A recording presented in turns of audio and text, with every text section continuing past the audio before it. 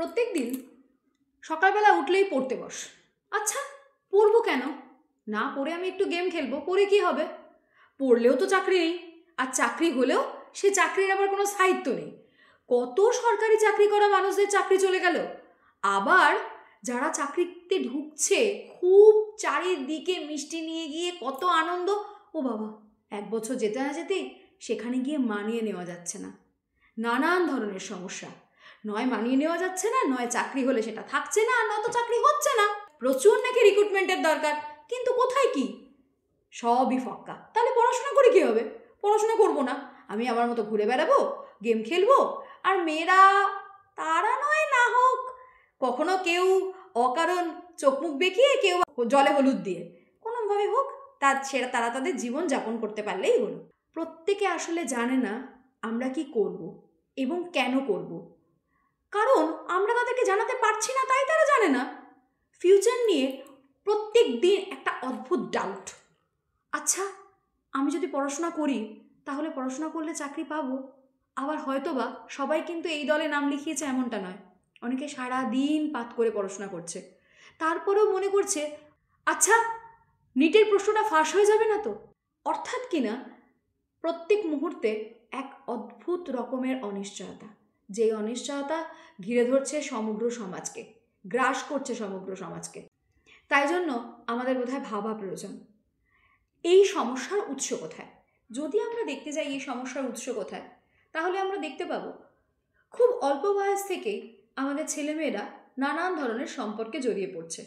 আমরা তাদেরকে বকাবকি করছি, মারছি, আটকানোর চেষ্টা করছি, কিন্তু কোথায় কি? 2 দিন 1 দিন ঠিক থাকছে, তারপর যেই কি সেই। কিন্তু যদি আমরা তাদেরকে এভাবে বোঝাই যে আসলে পড়াশোনা কিংবা ভালোবাসা দুটোই আসলে তো নির্দিষ্টভাবে বোঝাপড়ার একটা বিষয়, তাই জন্য যদি তোমার বোঝাপড়ার সময় না আসে তাহলে তুমি কোনোটাকেই ঠিকভাবে জীবনযাপনের অঙ্গ করে তুলতে পারবে না। ঠিক যেমন সায়েন্সের ক্ষেত্রে প্রচণ্ড রকমের যুক্তি, প্রচণ্ড রকমের বিষয়বস্তুকে বুঝে পড়া প্রচণ্ড ইম্পর্ট্যান্ট, ঠিক তাই না? এইরকমই যুক্তি নির্ভরতা আমাদের জীবনেও প্রয়োজন। সেটা ছোটবেলা থেকে তাদের শিক্ষা ব্যবস্থার সঙ্গে যদি আমরা সম্পৃক্ত করতে পারি তাহলে বোধহয় ছেলে মেয়েদেরকে আমরা বোঝাতে পারবো। তাই অকারণ মারধর কিংবা ভালো মন্দ জিনিসের প্রলোভন, এর মাঝে যে শিক্ষার গণ্ডি আটকে যায় সেদিক থেকে একটু বোধহয় চিন্তাভাবনাকে সরাতে হবে। প্রত্যেক মুহূর্তে কেন্দ্র সরকার, রাজ্য সরকার বিভিন্ন দিক থেকে পেপারে কিংবা তাদের বাচনভঙ্গিতে উঠে আসছে কিছু কথা, সেটা হচ্ছে যে এই তো সেনাবাহিনীতে এতজন এই তো রেলের রিক্রুটমেন্টের দরকার। আবার চারিদিক থেকে কিছু হতে না হতেই শোনা যাচ্ছে এই তো টিচার নিল বলে। সমস্ত কিছুই আসলে শেষ পর্যন্ত নিটফল 0 হয়ে যাচ্ছে। তার ফলে সমাজ আরও ক্রমশ ফিউচার ডাউটে পড়ে যাচ্ছে। কেউ পড়াশোনা করছে জোর কদমে, কিন্তু তারপর সেটাকে কিভাবে কাজে লাগাবে সেটাই বুঝতে পারছে না। এই যে সমাজ ব্যবস্থা প্রত্যেক মুহূর্তে আজকের যুব সম্প্রদায়কে ঠেলে দিচ্ছে অন্ধকারের দিকে। প্রত্যেক মুহূর্তে যেহেতু একটা চাকরির জন্য 1-এর থেকে অধিক অনেকে সেই চাকরিটার জন্য অ্যাপ্লাই করছে, তার ফলে প্রাইভেট থেকে গভর্নমেন্ট সমস্ত জায়গাতেই ঠিকে কাজের লোকের সংখ্যা বেড়ে যাচ্ছে। অর্থাৎ কিনা উত্তরোত্তর একটা কাজের স্যালারি কমছে, খরচ বাড়ছে, অথচ স্যালারি কমছে।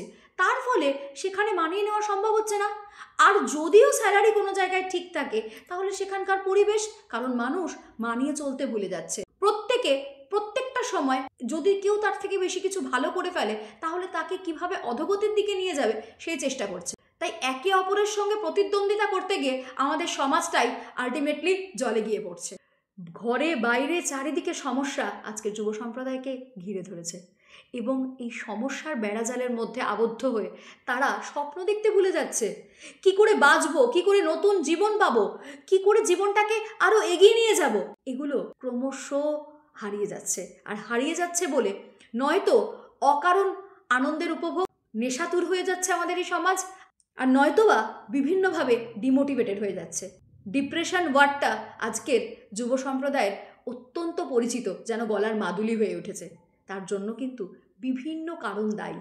সেই কারণগুলোকে বুঝে নিজের জীবনকে প্রত্যেকটা দিক থেকে শুধরে, অর্থাৎ জীবনশৈলীর উন্নতি প্রয়োজন, তাহলেই বোধহয় আস্তে আস্তে আমরা এই সমস্যার থেকে বেরিয়ে আসতে পারবো।